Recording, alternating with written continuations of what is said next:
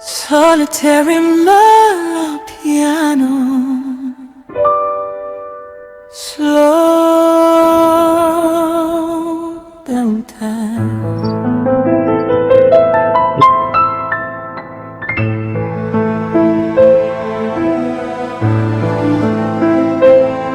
Aggressive rap, fast pace.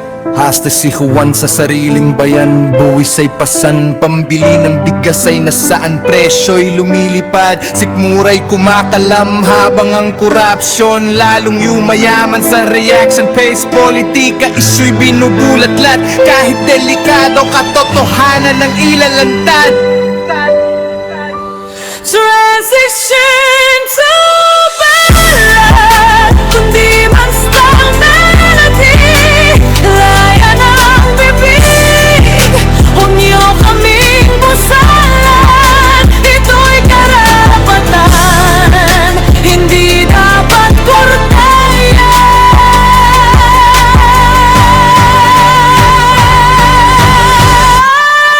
Sa reaction page, politika, katarungan ng sigaw mula sa konstitusyon. Liwanag ang pangingibabaw, Pilipinas kung mahal.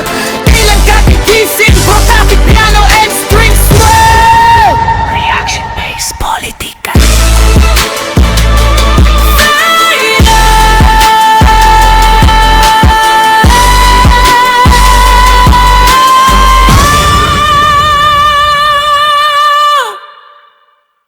Reaction pues, politika.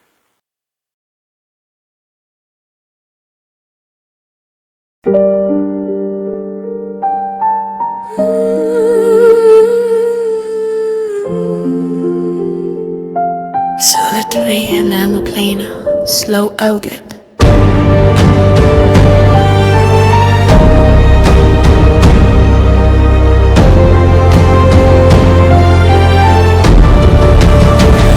Aggressive rap, fast-paced, hostage si Juan sa sariling bayan. Buwis ay pasan, pambili ng bigas ay nasaan. Presyo ay lumilipad, sikmura'y kumakalam. Habang ang korupsyon lalong yumayaman. Sa reaction hack, politika, isyu'y binubulatlat. Kahit delikado, katotohanan ng ilalantad.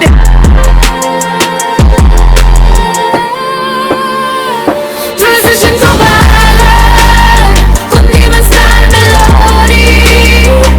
Laya ng bibig, huwag niyo kaming busalan. Ito'y karapatan, hindi dapat korteyan. Sa reaction head, politika. Katarungan ng sigaw mula sa konstitusyon. Liwanag ang pangingibabaw, Pilipinas kung mahal. Kailan ka gigising? Dramatic piano and string swell. Reaction band, politika. Fade out.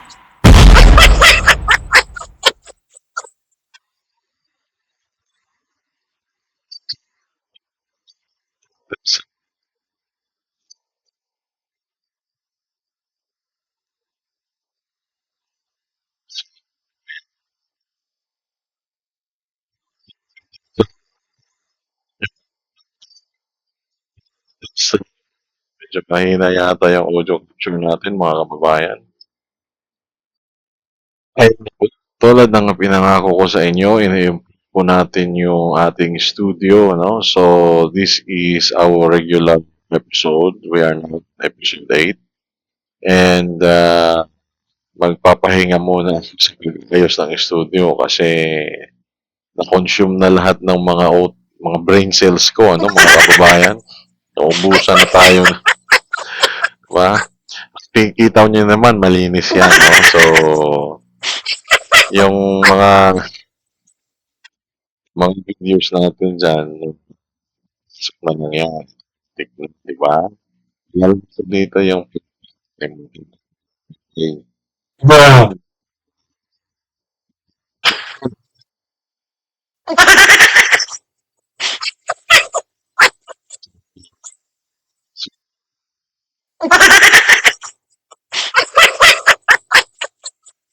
Rating kasi marami pa akong tayo ng mas maikling ready-made na introduction kasi medyo mahal ba yung introduction natin. Alam niyo naman, tayo, dami, bayan.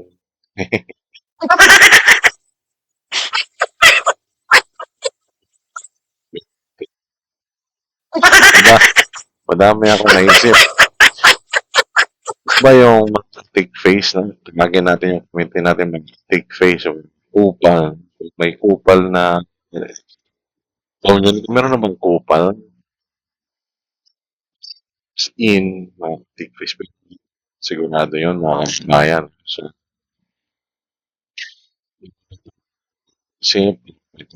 simpleng gawin sa paglago ng ating community. Sige, wag na tayong kasi hindi naman tayo pa masyadong sige lang. Sarap tayo. It's our first video. Kailangan mas maganda kayo sa first video natin.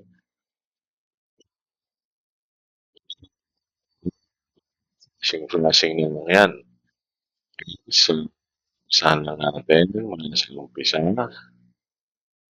Tabla sina Vice President Sara Duterte at Senador Raffy Tulfo ng pagtapatin sa Presidential Pre-Election Survey ng Pulse Asia.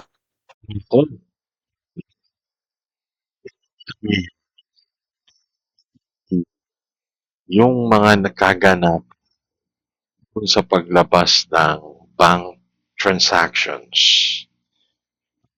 siyempre, tinitimbang naman natin yan palagi. So, it's always the other side story, the other base of the coin. So, sabi dito ng mga lawyer ni PP Sara na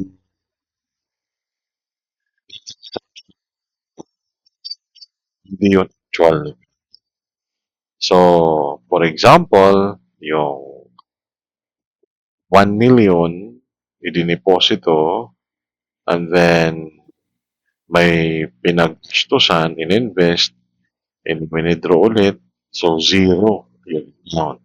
Precisely, there is just a addition of transactions. So, yung deposit daw ng 1 million, saka yung withdraw, so the transaction becomes 2 million. So what if the amount is 10 million, for example? And of course, these are possible amounts because the Salen could reflect these amounts, no? 10 million. Well, we are not really the statements of the lawyers here. These are one part of the story, diba? But unfortunately for BP Sara, ito po ay nagkaroon ng negatibong effect sa kanya. So, yung unang balita, this is GMA. So, sinasabi dyan na tie na sila, no? So, survey lang naman ito. So, tie na sila ngayon ni Senator Raffy Tulfo doon sa mga aspirants to become president in 2028. So, ano dyan? Reaction nyo dyan, i-discutin nyo na lang yung video. May unang balita si Chino Gaston.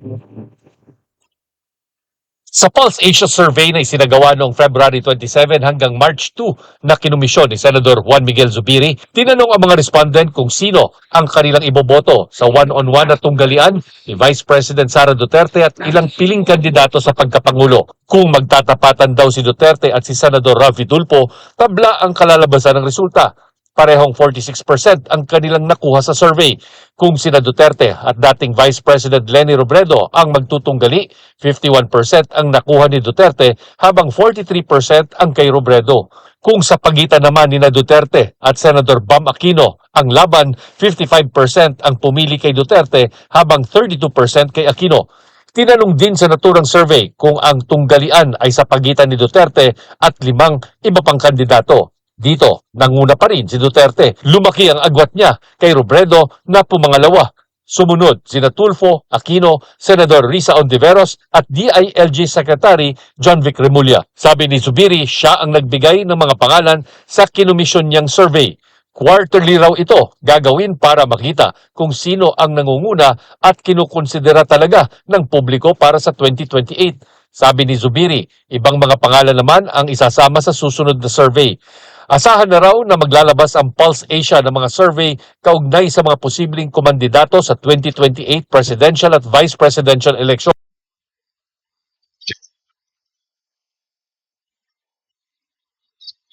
Subiri yung survey na yan at sabi niya quarterly daw. No? Ito hula lang naman natin. So hindi tayo talaga sigurado. Kung halimbawa matutuloy at saka posible na nga siguro matuloy yung impeachment. So, kailangan nila makita kung sino yung gusto ng mga tao. Kasi, di ba, doon nila siguro titimbangin. Kung talagang malaki pa ang tiwala ng mga tao kay Sara, so siguro makaka-affect din yan sa kanilang win sa impeachment trial bilang mga judges ng impeachment court. Hindi natin sinasabi na pero there is a possibility. So, kung wala pa ng effect yan, so bakit? So, yun,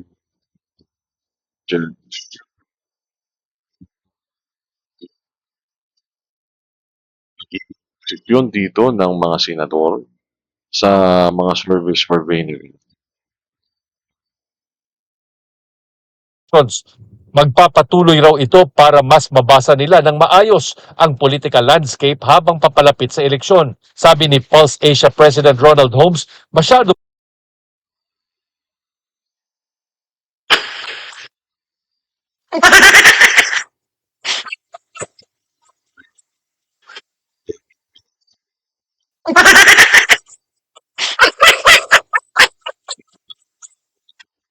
Okay.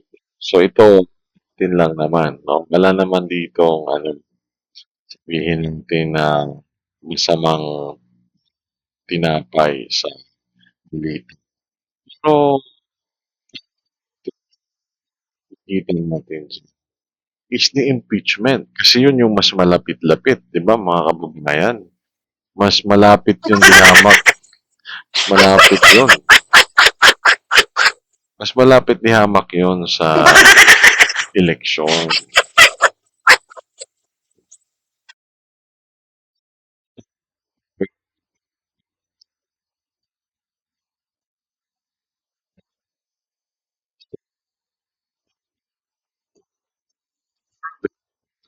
Natin sisiguro mga kababayan kung ano talaga posibleng maganda sa mga survey na yan. Kasi talagang talagang di importante yan, ibalik yung survey na yan. pa raw maaga para malaman kung ano talaga ang kahihinatnan ng eleksyon. And layo-layo pa ng eleksyon. The shift in terms of preference, I don't think it's meant to condition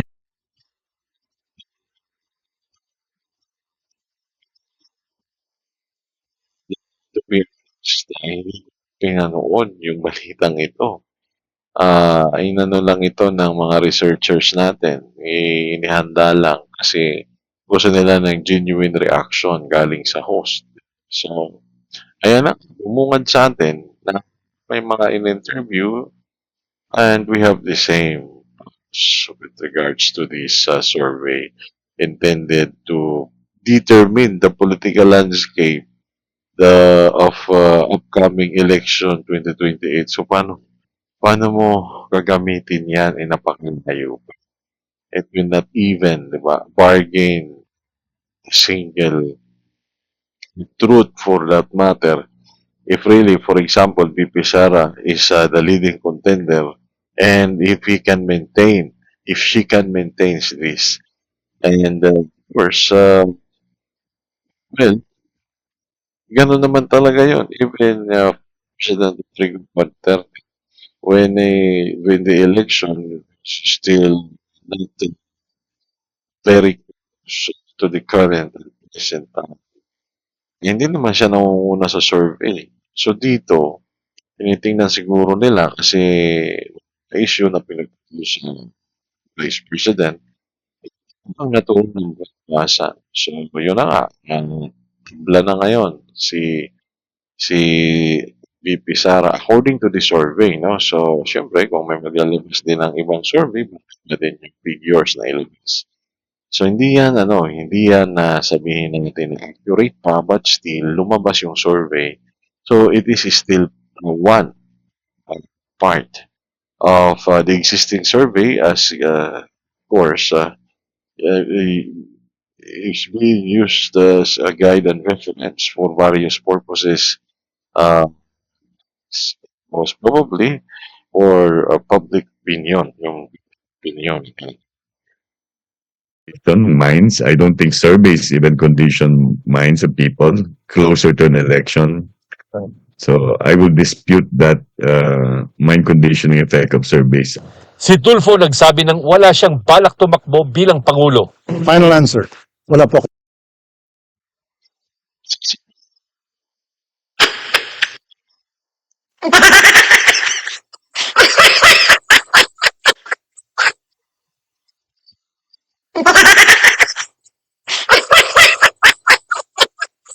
It's a good answer. Kaya sa natin, na-appreciate natin yung sinasabi dyan ni Senator. Kasi napalayo. No? So, syempre, kung sino, hindi naman ito sa ina-assume natin na ito talaga yung iisip ni Senator Rafi Tulfo. Pero, syempre, most likely, para sa akin siguro, siguro, hindi ko muna sasabihin. I can even say na final answer, I will not run president. But sinabi na rin yan. We have experience. Sabihin ng iba. Eh, iba naman si Senator Faye at si former President Duterte. Eh, paano kung yung taong bayan yung sabi na Senator Duterte? So, may mga sabihin din ni Senator Duterte, just like President Duterte, na kailangan pressure. Gusto nila yung aking so have answer to the call of the people. So, ganun lang po, ganun lang po kasimple natin kung i-appreciate yung mga sagot, for example, ni Senator Rafi. Kasi, it's very, very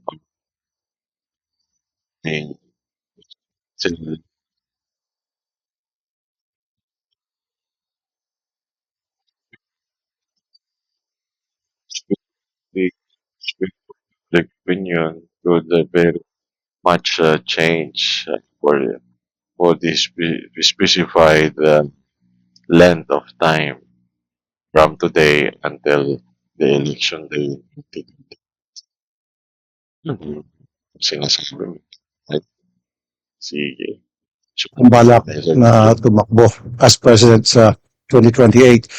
However, I believe I'm doing very well as senator and I can do a lot more as senator. Therefore, maasahan niyo re-electionist ako sa 2028. Sabi naman ni Ontiveros, maaga pa para pag-usapan kung sino-sino ang tatakbo sa 2028 at wala pang napipili ang oposisyon. Siguro at the earliest within the end of this year, pwede namin tukuyin kung sino sa amin ang pinakamalakas. And ang pangarap ko talaga at intensyon ay magkaisa kami lahat para suportahan yung tao. Sinusubukan ba namin kunin ang panig ng iba pang nabanggit sa survey? Ito ang unang balita. Chino Gaston.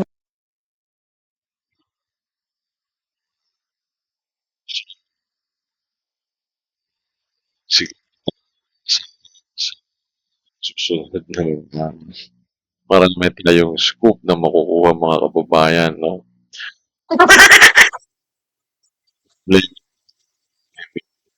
So, we are yet sitting. Uy, tama na. Ano ka ba? Ito na babaguhin ko yung nito. Sinabi nito tumawa eh. more to expect this channel.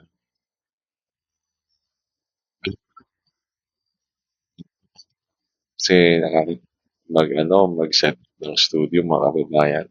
Ubusin talaga yung oras. Ang focus muna natin is dito tayo sa upload muna ng video kasi grabe yung grabe yung kompetisyon sa pag-video. Talaga naman makikita mong napakatindi ng mga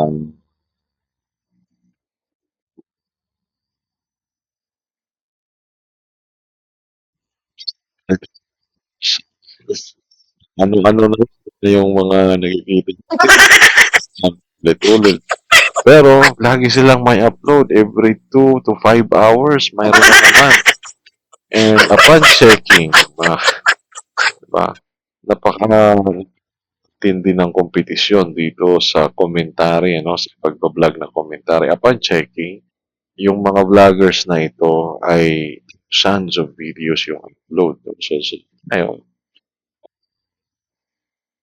I just hope maybe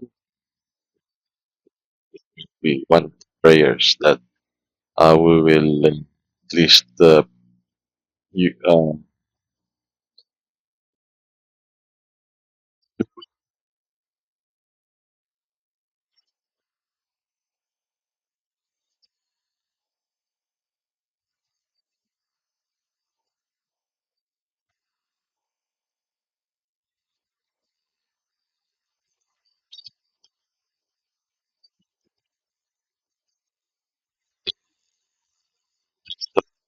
di ako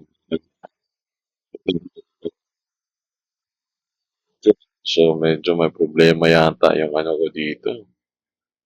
Medyo nawawala yung aking mic, no? Gagawin.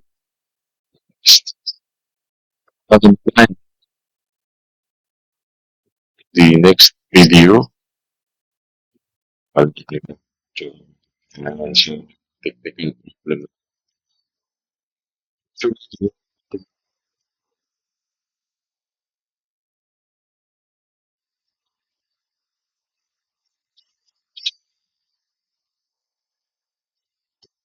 Sige.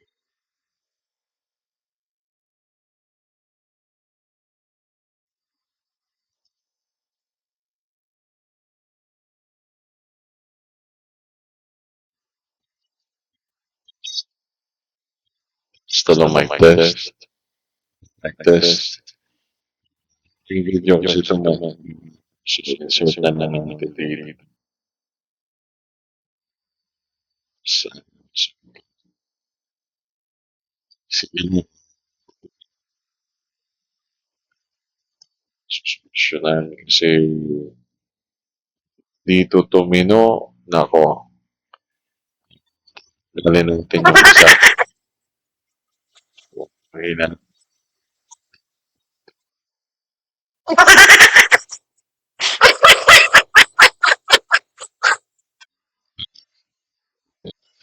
Test the mic test. Yun, okay na ba? Check na natin ha. Hello, okay na ba? Mic test, hello, mic test.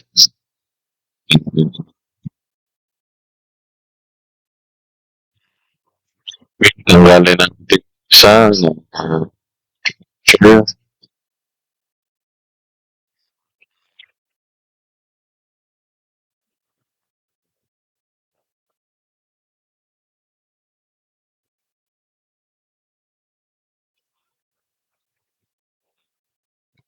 Hindi natin.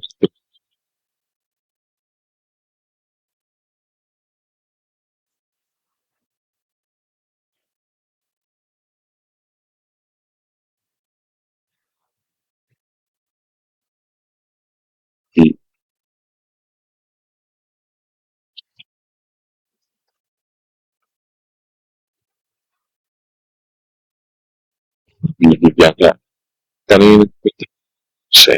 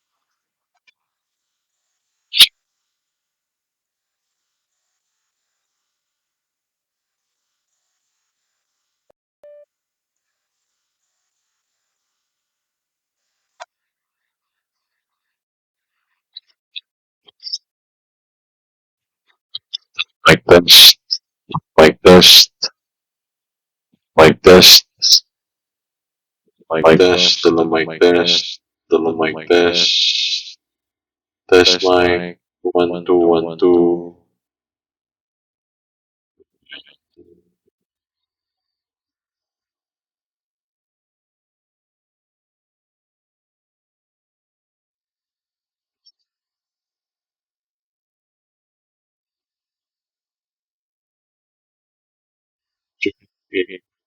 Sure.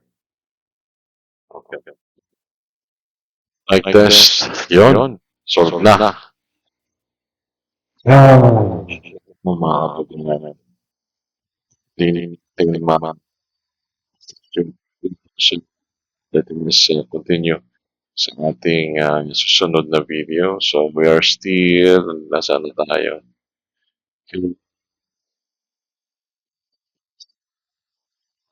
Susunod na video. Siya. Tulitik na. Lumalabas ang video natin. Okay. So, tingnan natin itong mga kababayan. Ano kaya video na ito? Matapos harangin sa plenary session noong Lunes, natuloy din ang planong talumpati ni Batangas 1st District Representative Leandro Leviste sa sesyon ng Kamara araw ng Martes, May 5. Matitinding aligasyon ang ibinato nito laban kina Executive Secretary Ralph Recto, Mrs. na si Batangas Governor Vilma Santos Recto at Construction Workers Solidarity Party List Representative Edwin Garjola. Kabilang na ang umano'y ginawang paggasto sa probinsya para sa eleksyon noong 2025. Kaya nanawagan pa ito sa Kamara na imbestigahan ang issue. Ayon sa aking tansya at pananiliksik, mahigit 1 billion pesos ang ginastos ni Congressman Edwin Garjola para kay Vilma Santos Recto at Lucky Manzano sa iba pa nilang mga kandidato at sa sarili niya bilang first nominee ng CWS party list sa 2025 elections. Ang mga politiko sa Batangas ay maaaring tumestigo na dahil si Governor Vilma Santos ay nasa Kapitolyo, si Executive Secretary Ralph Recto sa Malacanang, at suportado sila ni Congressman Garjola, kompleto ang makinarya para gawing negosyo ang Batangas. Kaya baka hindi lang 1 bilyon ang nagastos na ni Garjola para sa mga Recto. Gayunman, mariin namang tinutula ni House Assistant Majority Leader at Batangas 6th District Representative Ryan Recto ang mga aligasyon ni Congressman Leviste laban sa kanyang pamilya. Ang nakababatang Recto ay anak ni na E.S. Recto at Batangas Governor Vilma Santos Recto.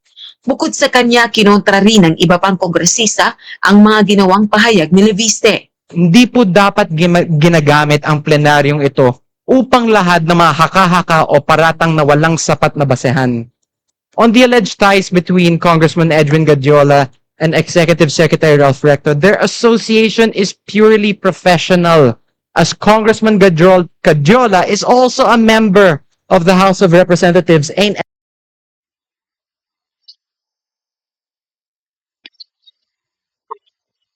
Senator Leandro Leviste, ano? So, ang sinasabi dito ni E.S. Recto, ano?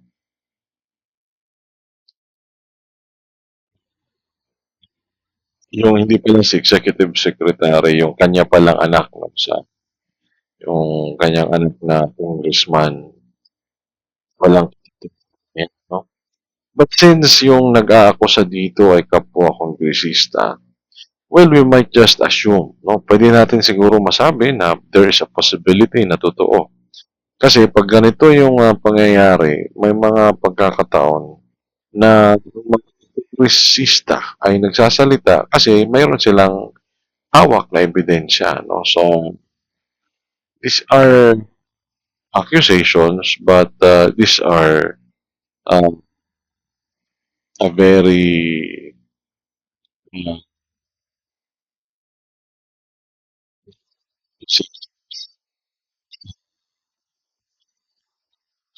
and with regards to pagnanakaw, you are a public so, then malaki yung pananagutan mo. positions, the different statements, political statements of different political actors, just like what Attorney Rowena Guanzon said, na she reference Lee Kuan Yew, Prime Minister of Singapore, na kaya daw ganito Pilipinas mahirap kasi yung mga nagnanakaw sa government ay hindi pinaparusahan. And it's really surprising enough na po ng ating sistema dito ay talagang maghihirap. Kasi ang masama nito, kahit na may nakikinabang dyan sa pondo ng taong bayan, kasi syempre galing yan sa ating mga buwis, lahat yan. Ito yung PhilHealth, nagko-contribute dyan yung mga manggagawa, yung PDLC, yung insurance yata ngayon sa mga ginagawa. So, yun yung mga aligasyon na kinukuha yun na binalik sa treasury. So, lahat po ng mga pondo na galing sa tao na ninanakaw. For example, mayroon mang nagtanong ganito naman. Ito may iilan. So, pag konti lang yung concentration ng wealth sa mga pribadong individual, the economy would still crash because there is no ability. No? Pinag-usapan na natin to sa mga nakaraang video natin. There is no ability that the general public or the people has no ability now to move the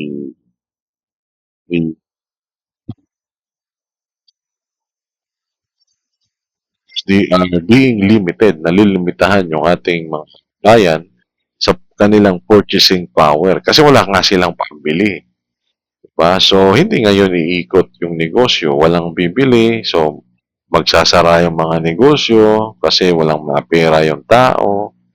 Diba? So, ang dapat gawin ng ating government, ibigay yung mga pondo na yan sa ating mga bayan, allowances ng ating empleyado, kung nakikita natin na nagsosuffer, wala nang mabili, kahit na may mga trabaho, yung mga may daling kabinet, sa sideline, may silang regular job. So siguro bigyan natin sila ng ng additional income or allowance para magkaroon naman yung ating purchasing power ng mga kababayan natin na stimulate naman yung ekonomiya sa kanilang mga pagkonsumo sa mga produkto. Kasi kung ang lahat ng mga Pilipino ay magtitipid, no? So, maapektuhan ito yung ekonomiya. So, kahit na nga siguro ibagsak pa ng ibagsak yung presyo, wala na. So, pag binagsak mo yung presyo, maapektuhan din yung yung ating mga negosyante, 'di ba? Kasi kung naka-fixed term yung kanilang mga taxes, 'di ba? So, they have no choice but to bring the prices of commodities low. Kasi wala kang pambili yung mga tao, 'di ba? Law of demand and supply. Nako mga kababayan na we will be making a so susunod ng so just shortly mag-upload tayo ng sunod-sunod na mga video, no? So makikipag-compete tayo sa mga nag-upload ng mga video na yan kasi automatic na yung natin, no? Yung mga videos natin. So, ngayon ang iniisip ko na lang yung intro video na mas maiksi. So, gagawa natin yon, may animation tayo doon. So, malaking malaking oras din yan. So, hanganapin ko yan one of this week. Kasi, binabudget ko yung oras, siguro 6 hours yan, 3. Depende kasi sa init din ng panahon, no? So,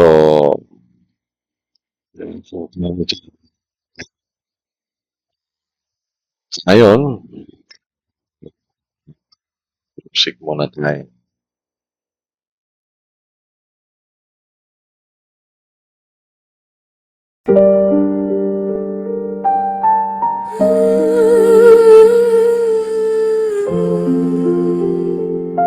Solitary and I'm a plainer, slow oget.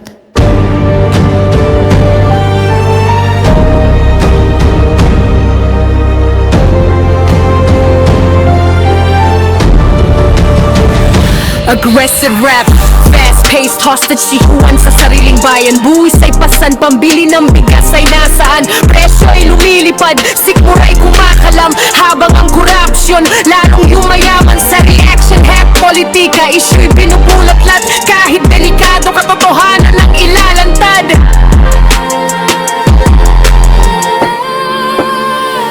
Transition to bahalan, kundi man sa melody. Laya ng bibig, huwag niyo kaming masala. Ito'y karapatan, hindi dapat kurtayan. Sa reaction head, politika.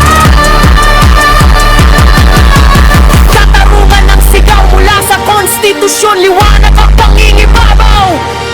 Pilipinas kung mahal, kailan ka gigising?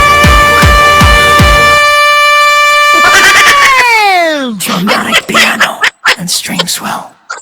Reaction, politika. Fade out.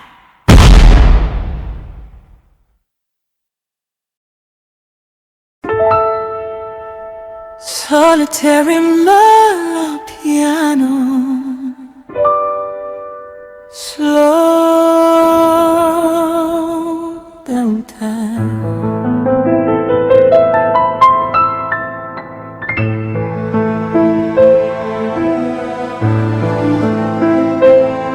Aggressive rap, fast pace.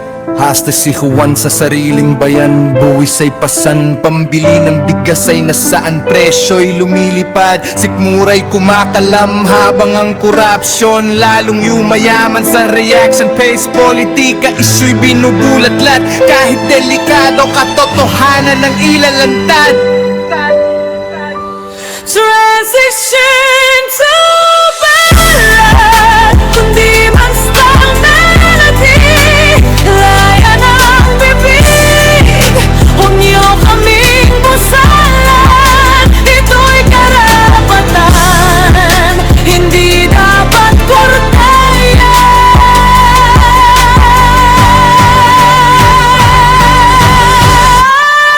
Sa reaction page, politika. Katarungan ng sigaw mula sa konstitusyon, liwanag ang pangingibabaw. Pilipinas kung mahal, kailan ka gigising? Dramatic piano and string swell. Reaction based politika.